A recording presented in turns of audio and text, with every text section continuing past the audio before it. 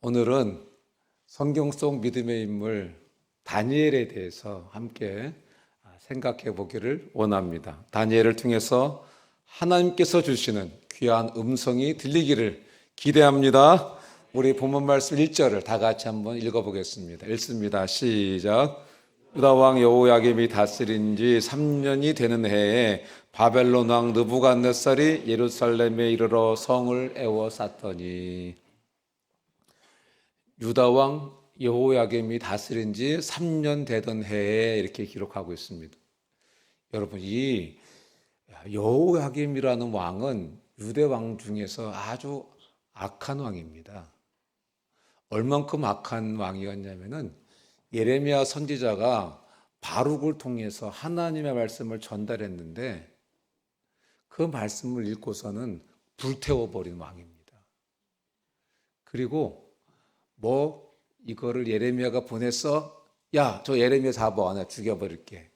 이렇게 했던 왕이 이 여호야김이라는 왕입니다. 이것은 어떤 의미에서는 이 당시에 그 유대인들의 신앙의 그 분위기를 상징적으로 보여주는 것이기도 합니다. 그러니까 유대인들이 하나님 앞에 예배는 드렸지만 형식적인 예배, 믿음도 없고 또 하나님을 믿는 믿음도 없고, 그들은 하나님을 믿기보다는 애굽을 믿었습니다. 애굽이 우리를 도와줄 거야, 애굽이 우리를 지켜줄 거야, 이렇게 애굽을 믿었습니다. 저와 여러분들은 뭘 믿고 계세요? 여기 와서 앉아 계시는데 나 오늘 지갑에 얼마 있더라, 내 통장에 얼마 있지? 뭘 믿으세요? 나 명문대학 다니고 있어. 이거 믿고 다니세요? 그런데 여러분, 변수가 생겼어요. 애굽이 나를 지켜줄 거라고 생각했는데 변수가 생겼어요. 갑자기 바벨론이라는 나라가 생겼습니다. 그러면서 이제 아수르와 또 애굽을 갈그미스 전투에서 무너뜨립니다. 그래서 이 바벨론이라는 나라가 중동 지역에 패권을 가지는 그런 나라가 되었습니다. 애굽을 의지하고 살았는데 망하고 말았잖아요. 이때 본문 1절에 나오는 것처럼 이때가 바로 여호야김 왕이 된 지 3년째 되는 해에 이런 일이 있게 된 것입니다. 유다 여호야김 왕은 바벨론 느부갓네살 왕에게 충성을 약속하고 목숨을 부지했습니다. 충성을 다하겠습니다. 살려주십시오. 그래서 느부갓네살 왕이 살려준 것입니다. 이때에 이제 다니엘이 18세 정도 됐다고 합니다. 18세 정도.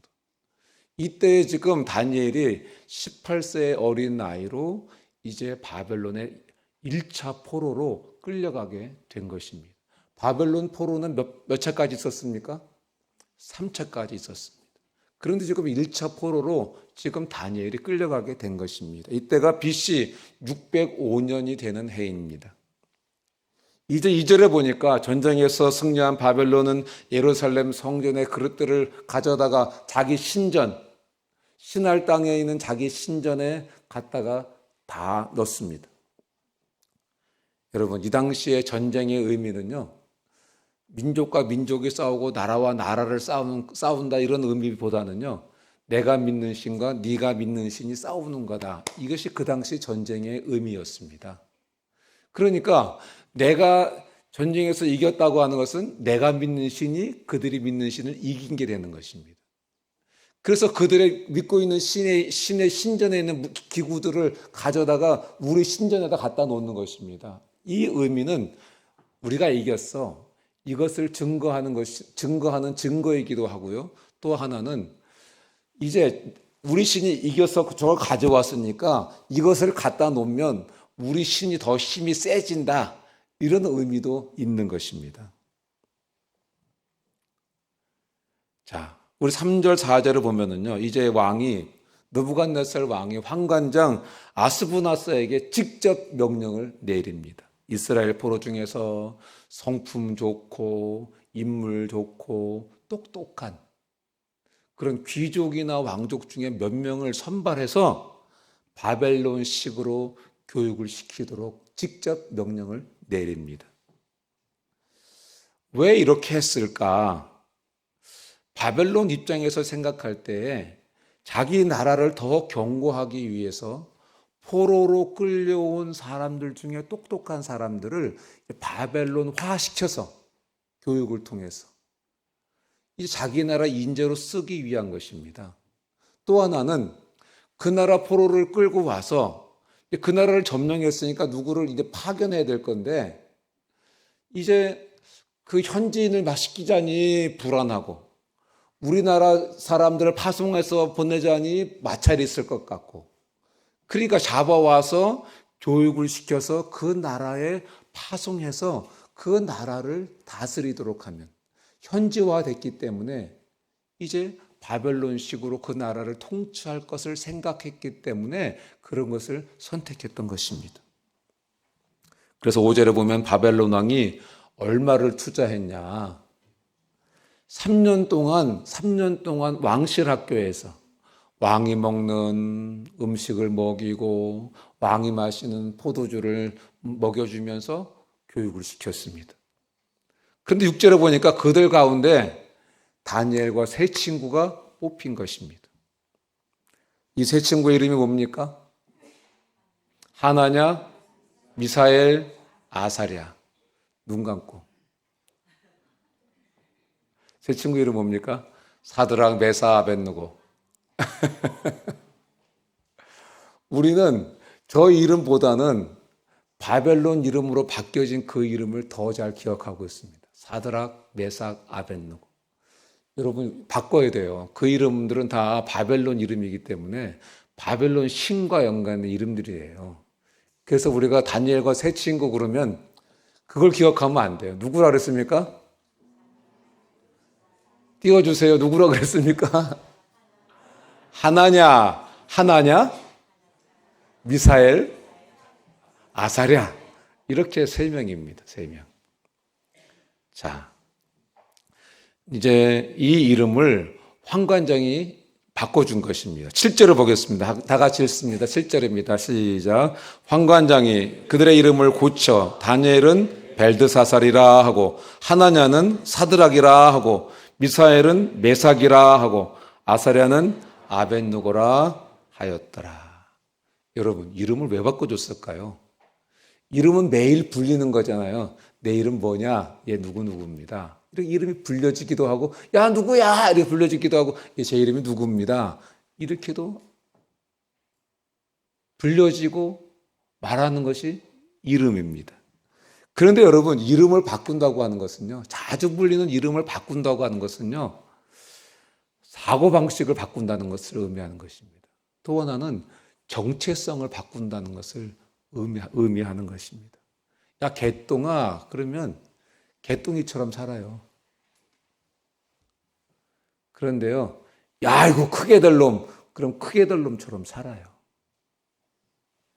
여러분 남편을 어떻게 부르십니까? 아이 바보야. 아이 바보. 이렇게 부르시는 거 아니에요 혹시? 그럼 바보하고 삽니다. 바보하고 살아. 사람은 불리는 대로 산다는 것을 꼭 기억해야 됩니다. 남편이 돈 안 벌어옵니까?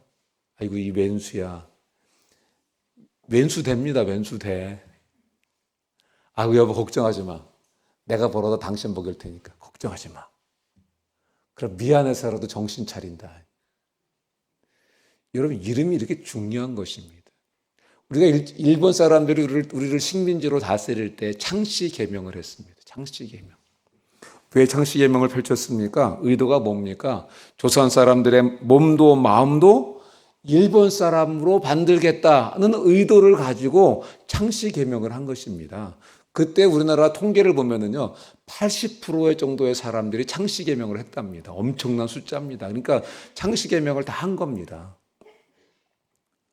창씨 계명의 근본적인 이유가 뭐냐면요, 일본이 지금 전쟁을 벌이고 싸우고 있잖아요.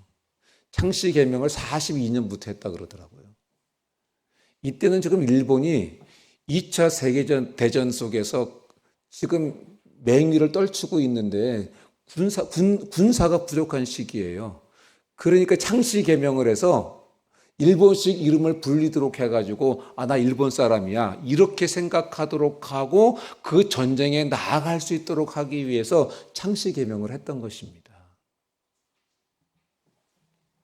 여러분, 환관장 아스부나스도 다니엘과 세 친구의 이름을 바꾼 것이 바로 동일한 의미인 것입니다.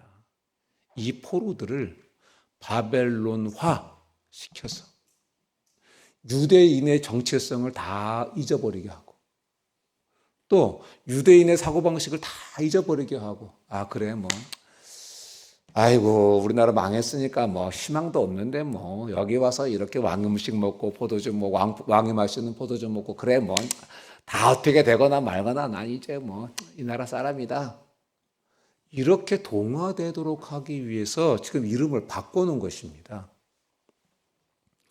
여러분, 다니엘이란 이름의 뜻이 무슨 뜻입니까? 다니엘이란 이름의 뜻은 하나님은 나의 심판자라는 뜻입니다. 하나님은 나의 심판자. 그런데 바뀐 이름 벨드사살이라는 이름은 이 벨이란 단어는요, 바벨론의 지식의 신을 벨이라고 불렀습니다. 그래서 벨드사살이란 말은 무슨 말이냐면 벨이 총애하는 자라는 뜻입니다. 바벨론 지식의 신 벨이 총애하는 자라는 뜻이 벨드사살이라는 이름의 뜻입니다. 여러분, 그러니까 하나님은 나의 심판자 이렇게 불리던 다니엘이 어느 날 갑자기 벨이 총애하는 자 이렇게 불리기 시작한 것입니다. 여러분, 얼마나 이 정체성에 혼란을 가져왔겠습니까? 하나님은 나의 심판자 이렇게 불렀는데 어느 날 갑자기 이름이 바뀌어가지고 벨이 총애하는 자가 된 것입니다. 하나냐라는 이름의 뜻은 여호와의 총애하는 자라는 뜻입니다. 그런데 이 바뀐 이름 사드락은 태양신에게서 빛을 받았다 이런 뜻입니다. 야, 여호와의 총애받는 자 이렇게 불렸는데 이름이 갑자기 바뀌었어요. 태양신에게 빛을 받은 자 이렇게 이름이 갑자기 바뀌었어요. 여러분, 얼마나 정체성에 혼란을 가져왔겠습니까? 요즘 학교에서 동성애 괜찮아, 동성애 좋은 거야 그렇게 교육받잖아요. 양성평등이 아니라 성평등에 대해서 그렇게 교육을 받고 있잖아요. 그러니까 우리 자녀들이 학교 가가지고 그렇게 배우니까 정체성에 혼란이 오는 거예요. 그럼 선생님도 그렇다 그러지. 나라에서도 그렇다 그러지. 친구들도 그렇다 그러지. 정체성에 혼란이 오는 것과 똑같은 것입니다. 자, 미사엘은 누가 하나님과 같으랴 이런 뜻입니다. 미사엘. 그런데 이름이 바뀌었어요. 메삭으로 바뀌었어요. 메삭의 뜻은 누가 달의 여신과 같으랴. 이렇게 이름이 바뀐 거예요. 아사랴라는 이름은요, 여호와는 나의 도움이시다 그런 뜻입니다. 여호와는 나의 도움이시다. 그런데 이름이 아벳느고로 바뀌었어요. 아벳느고의 뜻이 뭡니까? 불의 신, 느고의 신실한 종. 여호와는 나의 도움이시다 이렇게 불렸는데 이름이 바뀌었어요. 불의 신, 느고의 신실한 종아 이렇게 이름이 바뀌었어요. 네 명의 이름을 다 바꿔서 하나님을 섬기는 정체성을 잃어버리게 하고 벨신과 태양신과 달의 여신과 느고신을 섬기는 이름으로 정체성으로 바꾸어 버린 것입니다. 그런데 여러분, 다니엘과 이 세 친구는 그럼에도 불구하고 그런 상황 속에서 믿음을 잃지 않고 뜻을 정했습니다. 하나님 앞에서 정체성을 지키는 것을 선택했습니다. 포로로 끌려가서 높은 사람이 이름을 바꿔서 부르는 건 어쩔 수 없지만 그럼에도 불구하고 내가 할 수 있는 것에 대해서 뜻을 정하겠다. 이렇게 뜻을 정했던 것입니다. 우리 8절 말씀 다 같이 한번 읽겠습니다. 읽습니다. 시작. 다니엘은 뜻을 정하여 왕의 음식과 그가 마시는 포도주로 자기를 더럽히지 아니하리라 하고 자기를 더럽히지 아니하도록 환관장에게 구하니. 여러분, 다니엘은 뜻을 정했습니다. 다니엘은 뜻을 정했습니다. 여러분, 당시 황제가 먹는 그런 음식, 황제가 먹는 포도주, 여러분 얼마나 영광입니까? 싸구려 포도주가 아니고 그 시대 최고의 황제가 마시는 포도주를 먹는 거예요. 싸구려 음식 먹는 게 아니고 그 시대의 황제가 먹는 그런 진수성찬을 먹는 거예요. 그런데도 그런 왕의 음식을 거절합니다. 그리고 뭐라고 표현했습니까? 8절 한번 다시 띄워주세요. 그 음식은 나를 더럽히는 거다. 그렇게 고백하고 있습니다. 그 음식은 나를 더럽히는 거다. 여러분, 왜 왕이 주는 음식이 더럽히는 음식이 됐습니까? 유대 민족은 율법에 의해서 먹을 수 있는 음식과 먹지 말아야 될 음식이 있습니다. 율법에 그렇게 기록했습니다. 물고기는 비늘 있는 음식은 먹지 않았습니다. 새들 중에서도 올빼미, 독수리, 타조 같은 것들은 먹지 않았습니다. 또 짐승들 중에서도 발이 갈라지지 않은 그런 짐승들은 먹지 않았습니다. 그런데 이 왕이 먹는 진수성찬에는 뭐가 어떻게 섞여 있는지 모르잖아요. 그러니까 이 음식을 부주중에 먹다가 하나님의 율법을 범하는 일이 없어야 되겠다. 이런 생각을 가지고 그 음식을 안 먹기로 그렇게 뜻을 세웠던 것입니다. 그리고 또 한 가지 이유가 있습니다. 바벨론 왕이 먹는 이 진미의 음식들은요, 먼저 신전에 가서 드려진 음식입니다. 그러니까 어떤 의미가 있는 것이냐면 정결 의식을 치르는 거예요. 자기 신에게 음식을 바쳐서 그 신이 그 음식을 정결하게 한 다음에 그 음식을 자기가 먹는 의미가 있었던 것입니다. 이렇게 먹어야 신의 축복을 받을 수 있다고 생각했던 것입니다. 그래서 우상의 제물을 그대로 먹으면 율법을 범하게 되는 것이고 또 우상을 인정하는 것이기 때문에 내가 이 음식 먹지 않겠다고 뜻을 정했던 것입니다. 오늘날에도 우리에게 말씀하시고 계시죠. 우상의 음식을 먹지 말아라 이렇게 말씀하고 계십니다. 그렇기 때문에 푸닥거리한 음식, 제사상에 올려진 음식은 여러분 이것은 모르고 먹는 것은 어쩔 수 없지만 알고서는 먹지 말라고 우리에게 말씀해 주고 계십니다. 그래서 예전에 친구들 중에서 집에서 자기 혼자 교회 나가던 친구들은 집에서 나 제사상에 올라간 음식 안 먹어 이렇게 선포를 하니까 어머니들이 그 아들 죽을까 봐 제사상에 올라가지 않은 음식 따로 떼어놨다가 자식들을 먹이는 그런 일들이 있었습니다. 여러분, 그래서 다니엘은 뜻을 정하고 환관장에게 말을 했습니다. 이 음식 제발 먹으라고 하지 마십시오. 이렇게 환관장에게 이렇게 도움을 청했습니다. 물과 채식을 주십시오.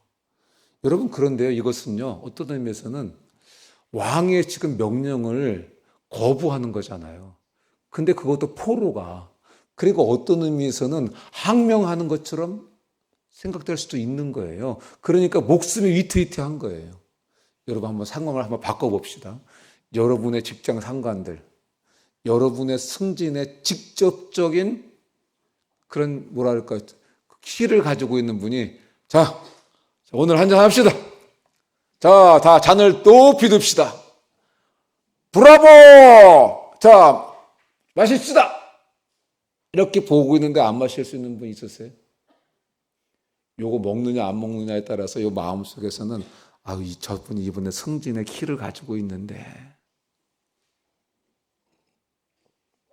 이렇게 꼴가닥 마시는 거 아닙니까? 그런데 여러분 10절에 보니까 황관장도 겁이 났어요. 이 음식, 왕이 주는 음식 안 먹는 거 내가 허락했다가 말이야. 건강도 나빠지고 얼굴빛도 안 좋아지고 그러면 내가 죽임을 당할 수도 있는데 이런 두려움을 가졌다고 10절에 기록하고 있습니다. 그런데 9절에 보니까 하나님께서 다니엘로 하여금 황관장에게 은혜와 긍휼을 입게 하셨다. 이렇게 성경은 기록하고 있습니다. 여러분, 이게 아주 중요한 포인트 중에 하나입니다. 뜻을 정한 사람은 하나님이 그냥 내버려 두지 않으신다는 것입니다. 여러분, 뜻을 정한 사람 하나님이 그냥 내버려 두지 않으십니다. 하나님은 그런 사람에게 항상 은혜와 긍휼을 베푸시는 하나님이신 것입니다. 여러분 한번 생각해 보세요. 바벨론이 중동 지역을 다 지배하는 나라고 그 나라의 왕이 먹는 음식을 지금 내가 먹는다. 여러분 이게 보통 일입니까? 만약에 여러분들이 바이든 대통령이 먹는 음식을 지금 먹고 있어요. 그리고 바이든 대통령이 마시는 포도주를 마시고 있어요. 여러분 이거 자랑하실래요? 자랑 안 하실래요?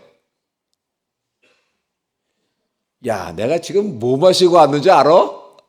야, 내가 오늘 뭐 먹고 왔는지 알아? 이렇게 자랑할 만 하잖아요. 여기에 흔들리지 않을 사람은 별로 없을 것 같습니다.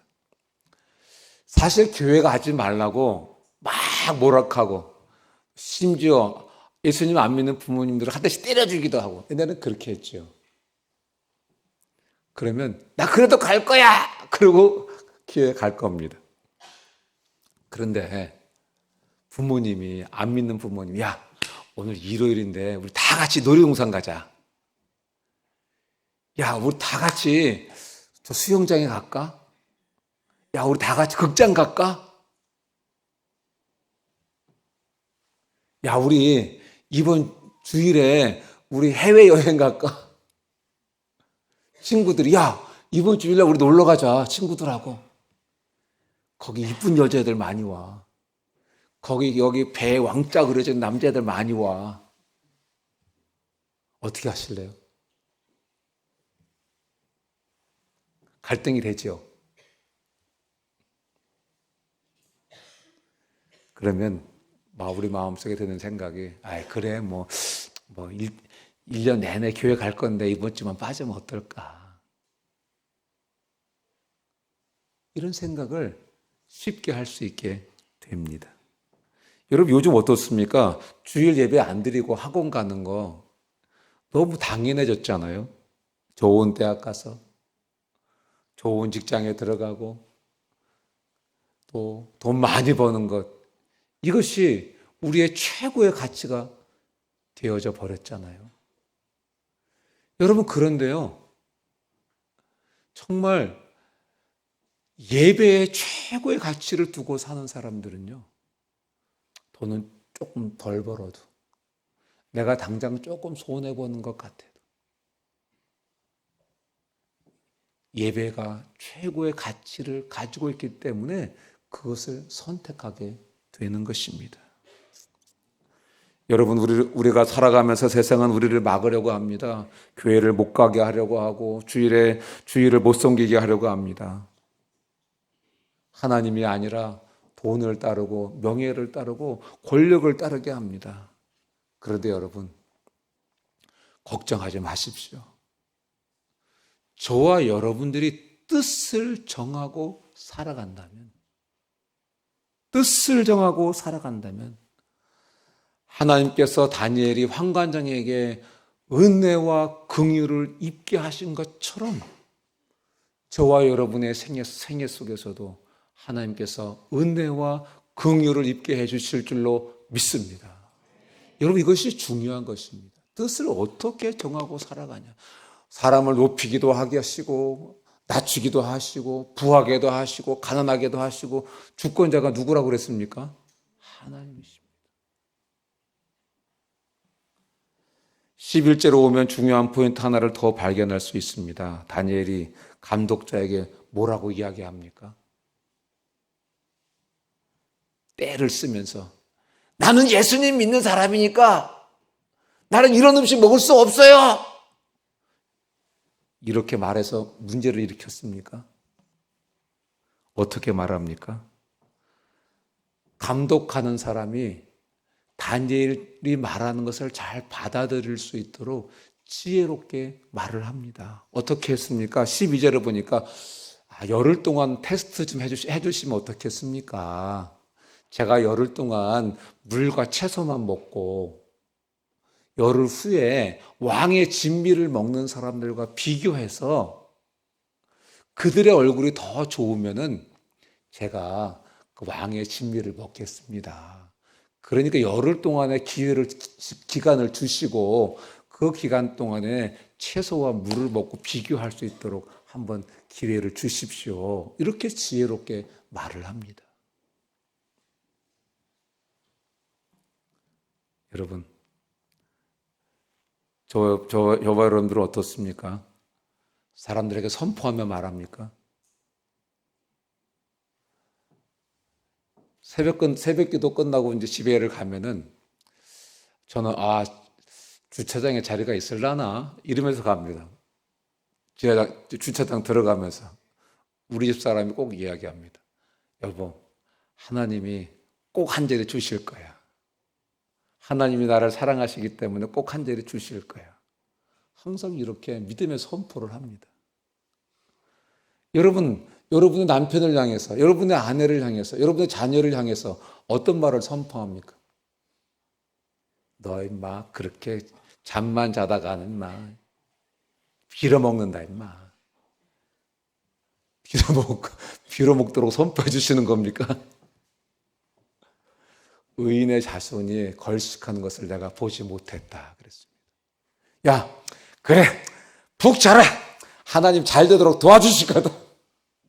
엄마가 기도한다. 엄마의 기도를 들으시고 하나님이 응답해 주시고 너를 축복해 주실 거야. 이렇게 믿음의 선포를 하는 부모님들 다 되시기를 주님의 이름으로 축복합니다.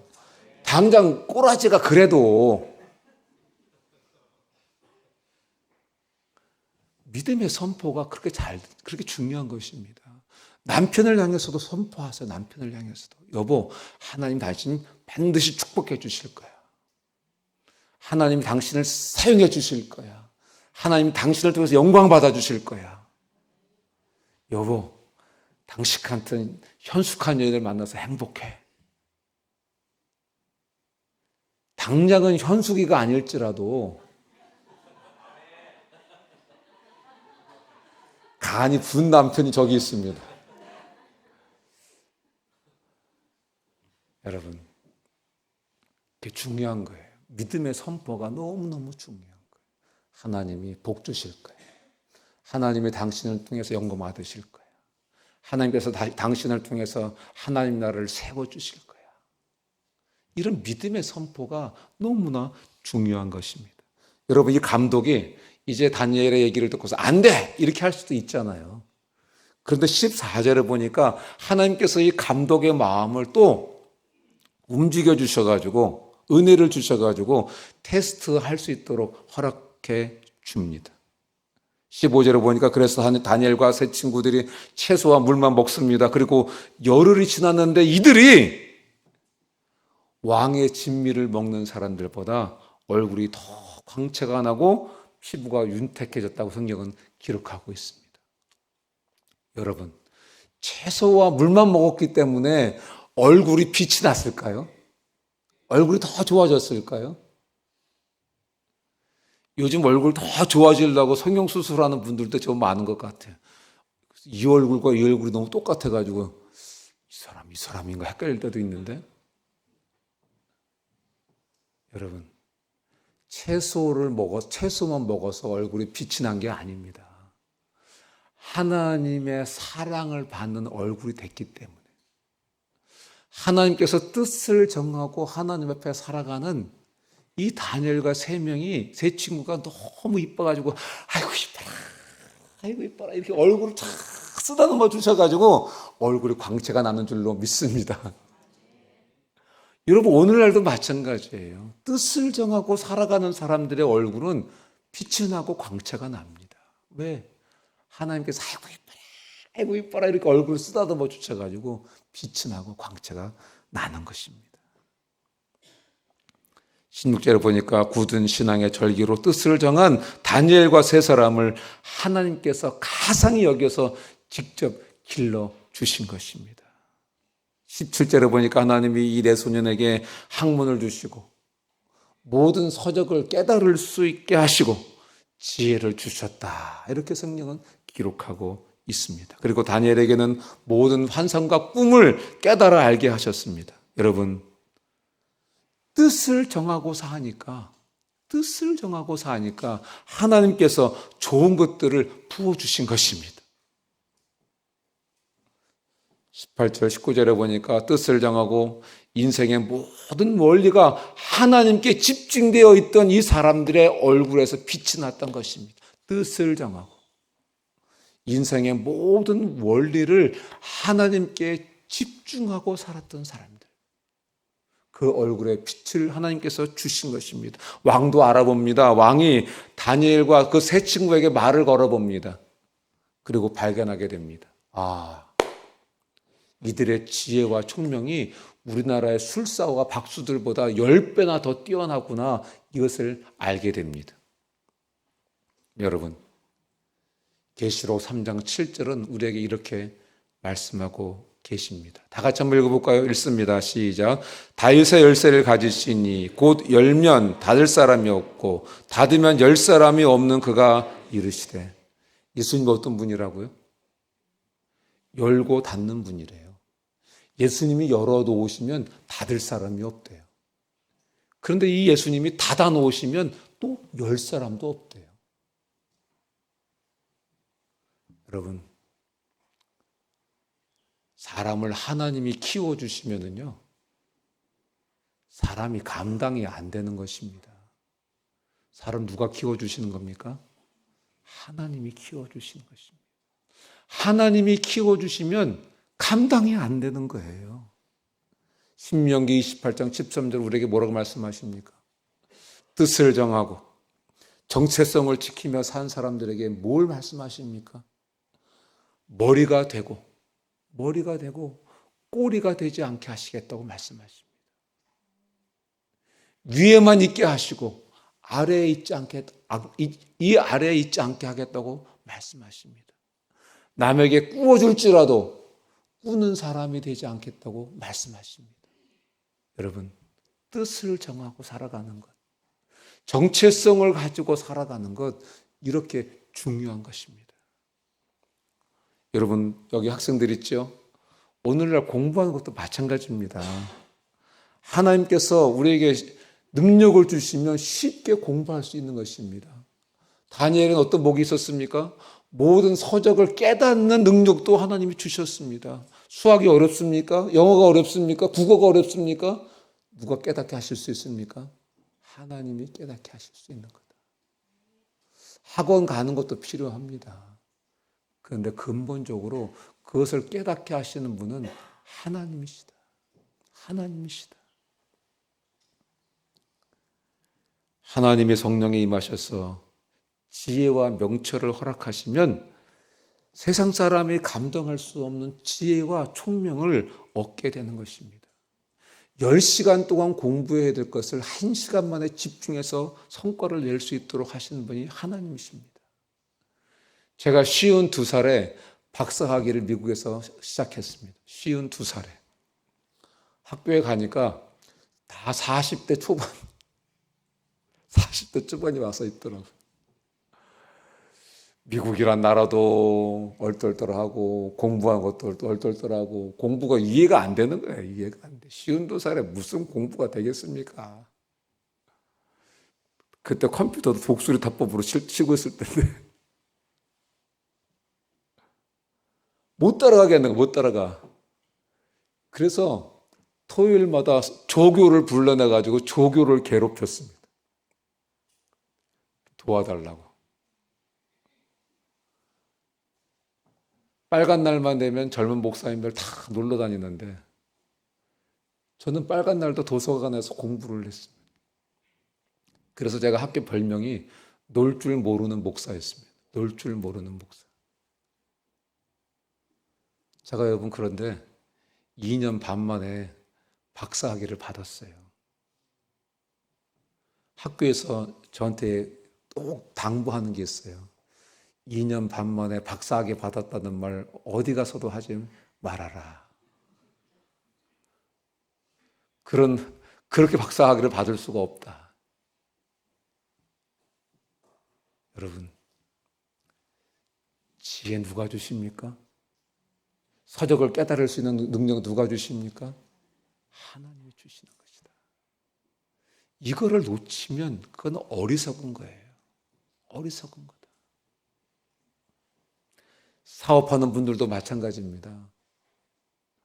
주일날 하나님 안 섬기고 뛰어다니는 분들이 있습니다. 그런데 여러분, 하나님 섬기고 살면은요, 뜻을 정하고 하나님 섬기고 살면은요, 하나님이 한 번에도 1년치 양식을 주시는 하나님이신 줄로 믿습니다. 하나님은 작은 하나님이십니까? 하나님은 크신 하나님이시다. 하나님은 한 방에 역전시킬 수 있는 하나님이시기도 하십니다. 중요한 것은 뜻을 정하고 사느냐. 내가 하나님 자녀로서의 정체성을 가지고 살아가느냐.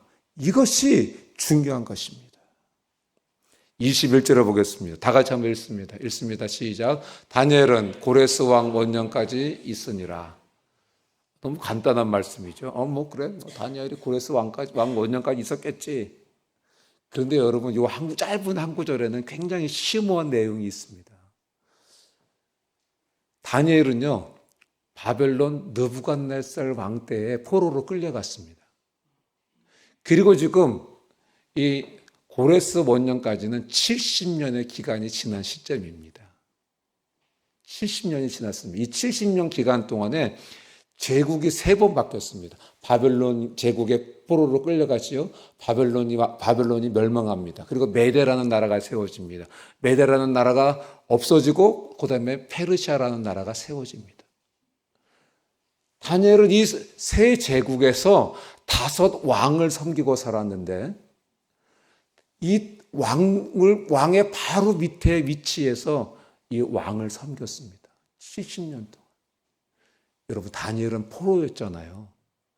그러니까 원주민들한테 얼마나 시기 질투를 받았겠습니까? 얼마나 끌어내리려고 했겠습니까?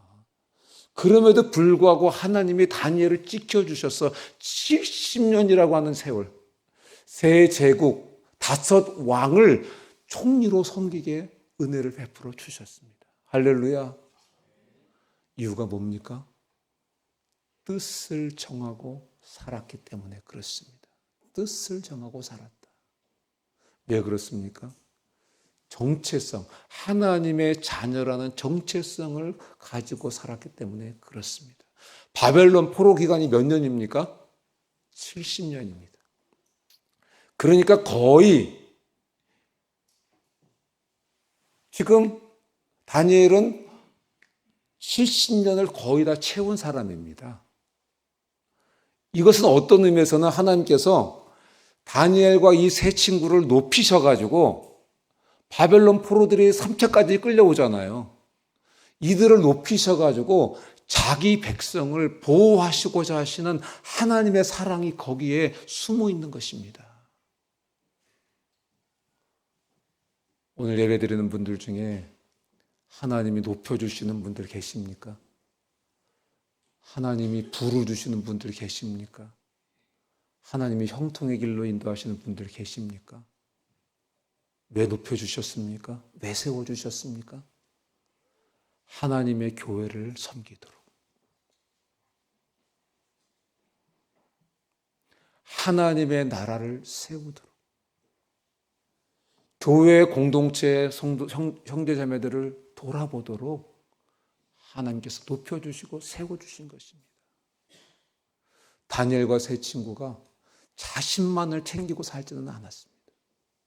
하나님께서 그들을, 이스라엘 백성들을 보호하시기 위해서 미리 보내시고 세워주시고 높여주시고 시기와 질투 속에서도 그들을 보호하시며 끝까지 함께해 주신 것입니다. 여러분, 핵심은 이것입니다. 뜻을 정했는가? 여러분, 뜻을 정하셨습니까? 어떤 뜻을 정하고 살고 계십니까? 우리는 상황이 아무리 재정적으로, 관계적으로, 건강적으로 어려움에 빠져 있다 할지라도, 아무리 절망적인 상황 속에 있다 할지라도 우리가 다니엘처럼 마음의 뜻을 정하고 살아간다면, 여러분, 하나님이 어떻게 역사하실지 궁금하지 않으세요? 안 궁금하신 것 같아. 궁금하세요? 야, 나도 뜻을 정하고 살면 하나님이 내게는 어떤 역사를 주실까 궁금하지 않으세요? 야, 기적의 역사가 일어날 줄로 믿습니다. 여러분, 어떤 뜻을 정하셨습니까? 제 어머니는 주일 성수의 뜻을 딱 정하고 사셨습니다. 그래서 미국에 가서 자녀들하고 여행을 하다가 보면 자녀들은 요 날은 여기 가서 구경하고 또 이동해 가서 여기서 구경하고 또 이렇게 여행하려고 다 플랜을 세워놨는데, 우리 어머니는 주일날 무조건 다 교회로 가야 되는 거예요. 끌고 다. 그러면 누님들이 이만큼 입이 나오는 거죠. 모든 계획이 다 망가지니까. 우리 어머니는 망가지거나 뭐거나 상관없어. 무조건 가서 예배 드려야 돼, 주일날은. 여러분, 뜻을 정하는 거 참 중요합니다. 저희 어머니는 뜻을 정하신 게 하나 더 있어요. 11조는 하나님의 것이고 하나님께 바친다. 이 뜻을 정하고 사셨어요. 저희 어머니가 지금도 이제는 103세세요. 103세. 눈이 잘 안 보이시고 보청기를 꼈는데도 잘 안 들리세요. 그래서 매주마다 교회를 나가셨는데, 지금은 이제 어머니를 교회에 모시고 나갈 사람도 없고, 교회 나가도 보청기를 끼고서는 이 스피커로 들리는 소리가 웅웅웅 하지만 들리지가 않는 거예요. 텔레비를 켜놓고 설교를 들으면 들리는 거예요. 그래서 지금은 주일날 예배를 받지 못하세요. 그런데 한 달에 한 번은 꼭 가세요. 그래서 어머니가 예배 드리는 자리에 가서 앉으셔서 그 자리에서 예배를 드리시고, 왜 한 달에 한 번을 가시냐면 그날 11조도 드리고 성교 헌금도 드리고 건축 헌금도 드리고 어머니가 드리기로 작정한 헌금을 드리기 위해서 한 달에 한 번은 꼭 자리를 지키시고 예배를 드리러 갔어요. 그래서 누님이 목사 사모임에도 불구하고 일부 예배에 어머니를 모시고 가서 예배를 드리는 거예요. 어머니는 11조를 드립니다. 뜻을 정하셨어요. 자녀들과 자손들 만나면 꼭 질문하는 게 있어요. 너 11조 바치냐? 얼마 전에 어머니하고 이야기했는데 어머니가 저한테 그러시더라고요. 야, 내가 이제까지 11조를 빼먹은 적이 없다.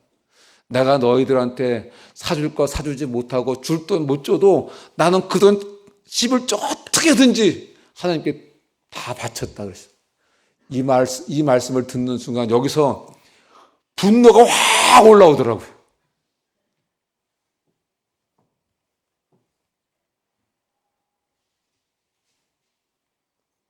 우리 어머니가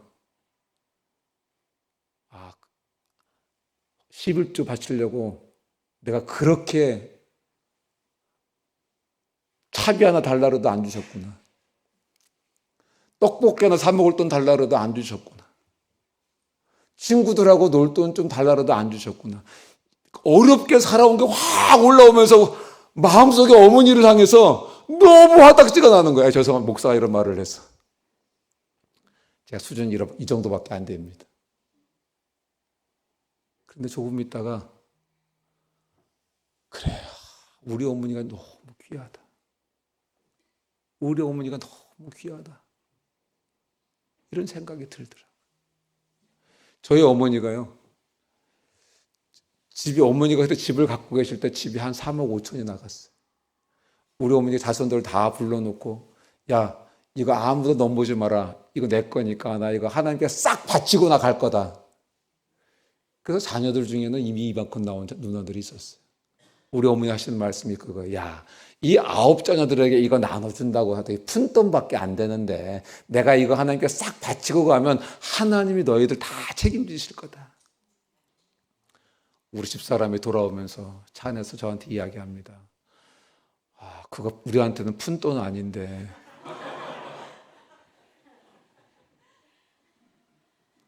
그런데 어느 날 갑자기 1년도 안 된 사이에 집값이 거의 10억까지 올라간 거예요. 갑자기 해운대 집이 그렇게 올라갔어요. 우리 어머니 마음이 변화가 됐어요. 내가 너희들한테 조금씩 나눠줄게. 그래서 그 돈을 하나님께 일단 바치셨어요. 11조로.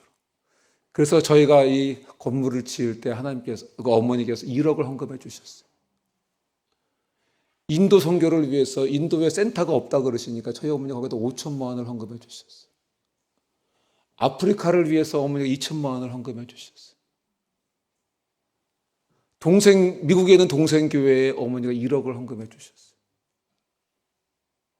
그리고 나머지 자녀들, 제가 어머니한테 금쪽 같은 아들 아닙니까? 7자로 장남이니까. 그래서 제가 어머니한테 어머니 눈치를 긁고서는 엄마, 저한테 다 주면 어머니 돌아가시면 저 형제들한테 미움받아서 못 삽니다. 어머니, n분의 1로 똑같이 나눠주세요. 그래야 어머니 돌아가셔도 형제들이 다 화목하게 지낼 수 있습니다. 그래서 n분의 1로 받았어요. 여러분, 저는 어떤 뜻을 정했을까요? 저는 나는 예수님의 제자로 예수님을 따라간다. 이 뜻을 정하고 살고 있습니다. 또 하나는 나는 제자 삼는 삶을 산다. 이 뜻을 정하고 살아가고 있습니다. 여러분은 하나님 앞에서 어떤 뜻을 정하고 살고 계십니까? 이것은 너무나 중요한 것입니다. 너무나 중요한 것입니다. 저희 어머니가 말씀하세요. 내가 이렇게 노년에 이렇게 복 받는 것은 내가 하나님께 드린 것 하나님이 기억하고 계신 것 같다. 이렇게 말씀하세요. 말씀을 맺습니다. 여러분, 어린 나이에 포로로 끌려간 다니엘이 얼마나 절망적이었을까요? 18살 나이에 포로로 끌려갔으니 얼마나 절망적이었겠습니까? 그런데 다니엘은요, 그 절망 속에서도 뜻을 정했습니다. 내가 지금 살고 있는 상황이 절망적인 상황이라고 해서 뜻을 정할 수 없는 것은 아닙니다. 다니엘은 절망적인 상황 속에서도 뜻을 정했습니다. 왜 그렇습니까? 모든 상황 속에서 시선을 하나님께 고정했기 때문에 그렇습니다. 모든 상황 속에서도 시선을 하나님께 고정했기 때문에 그렇습니다. 2절의 앞부분을 보면 이 모든 일을 주께서라고 시작하고 있습니다. 주권자가 하나님이라고 지금 고백하고 있는 것입니다. 그렇습니다, 여러분.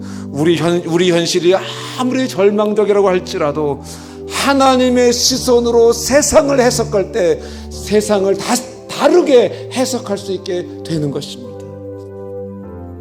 하나님께서 이겨낼 수 있는 힘과 소망을 주시는 것입니다.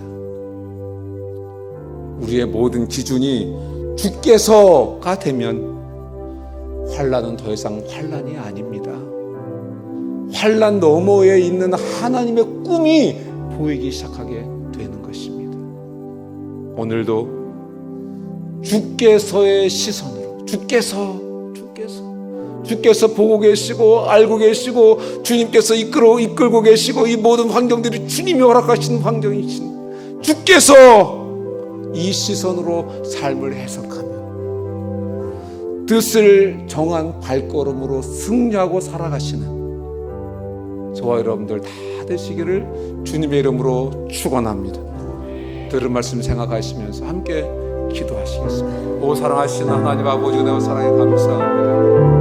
오늘도 다니엘을 통해서 우리에게 귀한 말씀 들려주신 것을 감사합니다. 아버지, 다니엘은 18세에 포로 생활을 하는 절망적인 생활 속에서 뜻을 정하며 마음의 뜻을 정하며 살았습니다. 하나님의 자녀라는 정체성을 지키며 살았습니다. 하나님, 이런 다니엘을 은혜와 긍휼을 입혀주시고 다니엘을 높여주셨습니다. 그리고 이 다니엘을 통해서 하나님의 백성들을 보호하게 하셨습니다. 오 하나님, 저희들도 뜻을 정하며 살아가는 그런 복된 인생들 다 되도록 은혜 베풀어 주시옵소서. 감사합니다. 예수님의 이름으로 기도합니다. 아멘. 다 같이 일어나셔서 함께 찬양하시겠습니다.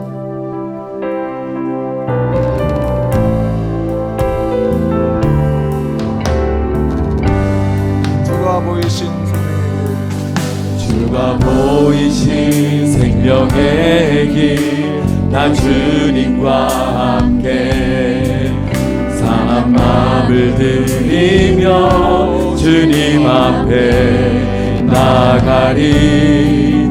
나의 의로움이 되신 주 그 이름 예수, 나의 길이 되신 이름 예수,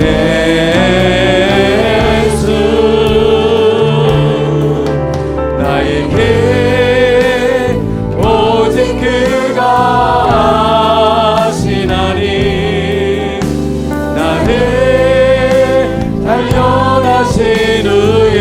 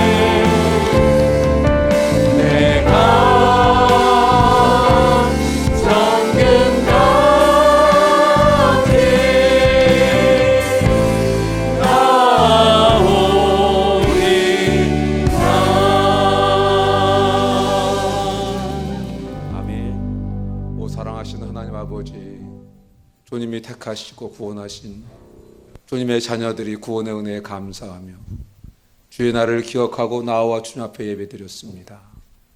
우리 예배 기쁘게 받으시고 흠양하신 줄로 믿습니다. 성령님, 오늘 우리 각자에게 주신 귀한 말씀 우리의 신비에 새겨주시고 말씀 따라 세상에서 승리하고 살아가는 주의 자녀들 다 되도록 은혜 베풀어 주시옵소서. 주님께 귀한 예물을 준비하고 드렸습니다. 드린 손길 기억해 주시고 주님 약속하신 대로 인생의 창고에 쌓을 것이 없도록 축복해 주시옵소서. 지금은 우리 주 예수 그리스도의 크신 은혜와 하나님 아버지의 극진하신 사랑과 성령님의 교통이로 충만하심이 오늘 예배에 참석한 한 분 한 분 위에 지금부터 영원토록 함께 있을지어다. 아멘. 언제나 강물 같은